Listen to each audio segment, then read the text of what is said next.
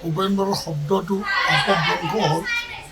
তেওঁ ক'ব বিচাৰিছিল আটাইতকৈ ইফিচিয়েণ্ট, আটাইতকৈ বৰ্তমানৰ চাণক্য হিমন্ত বিশ্ব শৰ্মা বুলি তাৰ মুখেদি আহিছিল, কিন্তু পটকৈ ঘূৰাই দিলে। তেওঁ এই শব্দটো উঠাই ল'ব লাগে। কাৰণ অসমৰ ৰাইজে আজি ভাৰতৰ ৰাইজে মাননীয় মুখ্যমন্ত্ৰী হিমন্ত বিশ্ব শৰ্মাদেৱক এজন এফিচিয়েণ্ট মুখ্যমন্ত্ৰী বুলি স্বীকৃতি দিছে।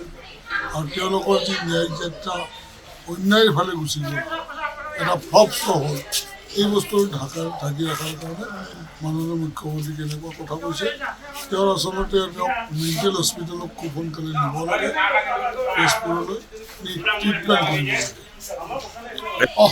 আমি কম্পমান হৈছোঁ, কাৰণ আমি ন্যায়িক যাত্ৰা যেতিয়া ধুবুৰীত গ'ল আমি কম্পমান হৈছোঁ।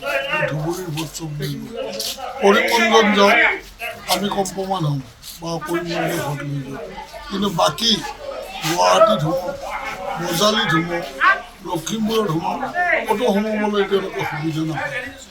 যাৰ কাৰণে ন্যায়িক যাত্ৰা এটা কমপ্লিট ফ্লপ শ্ব'ত ৰূপান্তৰিত। ভূপেন বৰাৰ শব্দটো অপভ্ৰংশ হ'ল। তেওঁ ক'ব বিচাৰিছিল আটাইতকৈ ইফিচিয়েণ্ট, আটাইতকৈ বৰ্তমানৰ চাণক্য হিমন্ত বিশ্ব শৰ্মা বুলি তাৰ মুখেদি আহিছিল, কিন্তু পটকৈ ঘূৰাই দিলে। তেওঁ এই শব্দটো উঠাই ল'ব লাগে।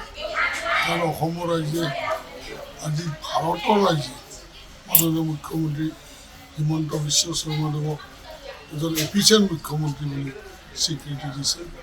আৰু তেওঁলোকৰ যি ন্যায়িক যাত্ৰা অন্যায়ৰ ফালে গুচি গ'ল, এটা ফ্লপ শ্ব' হ'ল, এই বস্তুটো ঢাকি ৰখাৰ কাৰণে মাননীয় মুখ্যমন্ত্ৰী কেনেকুৱা কথা কৈছে।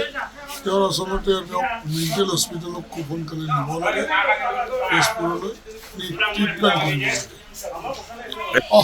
আমি কম্পমান হৈছোঁ, কাৰণ আমি ন্যায়িক যাত্ৰা যেতিয়া ধুবুৰীত গ'ল আমি কম্পমান হৈছোঁ। ধুবুৰীৰ ভোট চব দিব, কৰিমগঞ্জত যাওঁ আমি কম্পমান হ'ম বা কৰিমগঞ্জত ভোট লৈ যাওঁ, কিন্তু বাকী গুৱাহাটীত সোমাওঁ, মজালিত সোমাওঁ, লখিমপুৰত সোমাওঁ, ক'তো সোমাবলৈ তেওঁলোকে সুবিধা নাপায়। যাৰ কাৰণে ন্যায়িক যাত্ৰা এটা কমপ্লিট ফ্লপ শ্ব'ত ৰূপান্তৰিত।